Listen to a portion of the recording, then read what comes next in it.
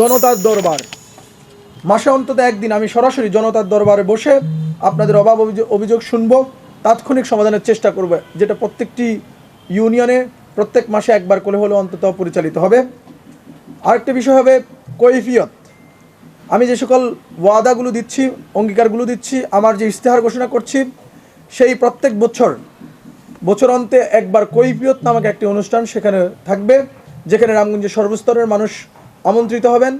সেখানে তারা আমার অঙ্গীকারের ক্ষেত্রে আমার কৈফিয়ত চাইবেন যে গত এক বছর আমি আমার প্রতিশ্রুতি অনুযায়ী এবং সরকার যে সকল বরাদ্দ এবং উন্নয়ন প্রকল্পগুলো হাতে নিয়েছেন সেগুলো স্বচ্ছতার সাথে আমি বাস্তবায়ন করতে পেরেছি কিনা, সেজন্য জনগণ আমার কাছে কৈফিয়ত চাইবেন, আমি জনগণের কাছে কৈফিয়ত দিতে বাধ্য থাকিব। তাহলে জনতার দরবার এবং কৈফিয়ত, জনতার দরবার যেটা প্রত্যেক মাসে প্রত্যেকটি ইউনিয়নে আমরা একবার করে একদিন করে হলেও চেষ্টা করব, আর কৈফিয়তটা থাকবে প্রত্যেক ষান্মাসিক অথবা বাৎসরিকভাবে আমরা কৈফিয়ত অনুষ্ঠান করব। এই প্রথম নির্বাচনে আমি যে ওয়াদা দিয়েছি, জনগণ যদি আমাকে আস্থা রেখে নির্বাচিত করেন, আমি যদি জনগণের সামনে উপস্থিত না হয়ে কৈফিয়ত না দেই, তাহলে জনগণ পরবর্তীতে আমাকে গ্রহণ করবে? অবশ্যই গ্রহণ করবে না। সেই ক্ষেত্রে আমরা মনে করি এগুলো বাস্তবায়নযোগ্য বিষয়, কারণ আমি আমার এলাকাতে প্রত্যেক শুক্রবারও একবার আসবো, এটা সবাই আসে।